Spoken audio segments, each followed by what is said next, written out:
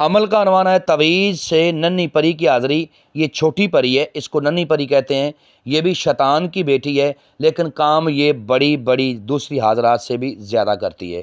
دنیا کا ہر جائز و ناجائز کام آپ اس سے لے سکتے ہو۔ اب کرنا آپ نے یہ ہے کہ اس عمل کو کرنے سے پہلے آپ نے بازار سے 11 گلاب کے پھول، 3 ناریل، 3 رنگ کی ایک ایک پاؤ مٹھائی، ٹھیک ہے، کالے بکرے کی یا بکری کی، کوشش کریں کہ بکرا ہی ہو، کالے رنگ کا ہو، اس کی آپ نے پورا کلیجی لے لینی ہے، اس کو ٹک وغیرہ نہیں لگوانا، وہ لے لینی ہے، اور تھوڑا سا سندور لینا ہے، ٹھیک ہے، 3 قسم کے عطر لینے ہیں، کوئی بھی 3 قسم کے عطر لے لیں۔ یہ ساری چیزیں آپ نے اپنے سامنے رکھ لینی ہیں، ٹھیک ہے۔ سامنے رکھنے کے بعد آپ نے اس تویز کو لکھنا ہے، عرق گلاب، زعفران، ٹھیک ہے، لکھنے ان سے تویز لکھنا ہے، اور لکھنا ہے کسی میٹھے درخت کی میٹھی لکڑی سے، اس کی قلم بنا کے، کسی جس درخت کے اوپر میٹھے پھل لگتے ہوں اس کی ایک چھوٹی سی شاخ کاٹ کے اس کی قلم بنا کے، اس کے بعد آپ نے یہ تویز لکھ لینا ہے۔ اور تویز لکھنے کا جو ٹائم ہے وہ رات 12 بجے کا ہے۔ رات 12 بجے مشرق کی طرف منہ کر کے آپ نے لکھنا ہے، جس طرف سے سورج نکلتا ہے، ٹھیک ہے۔ لکھنے کے بعد آپ نے کرنا یہ ہے کہ 3 تویز لکھنے ہیں، ٹھیک ہے۔ 3 تویز لکھنے کے بعد 2 تویزوں کو آپ نے عطر سندل لگانا ہے، ٹھیک ہے۔ سندل کا 1 نمبر عطر ہونا چاہیے، وہ عطر سندل لگا کے ان تویزوں کو آپ نے جلا دینا ہے، کسی مٹی کے پیالے میں جلا دیں۔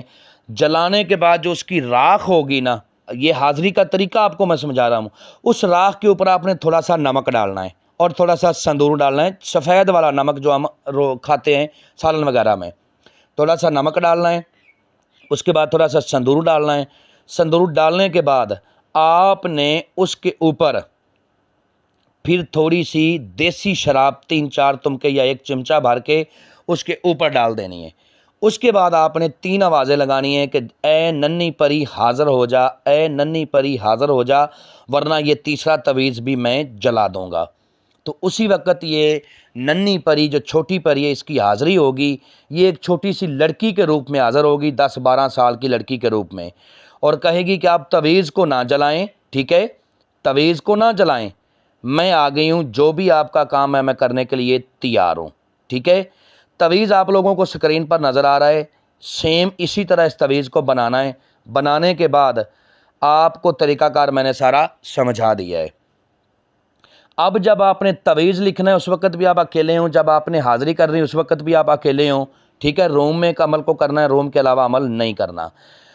اور اس کی حاضری جب بھی آپ نے کرنی ہے، جو یہ اپنی دوبارہ حاضری کا طریقہ کار بتائے گی، اسی طریقہ کار کو فالو کرتے ہوئے آپ نے اس کی حاضری کرنی ہے۔ دنیا کا ہر جائز و ناجائز کام اس سے لینا ہے، ٹھیک ہے، اور دھن دولت اس سے لینی ہے۔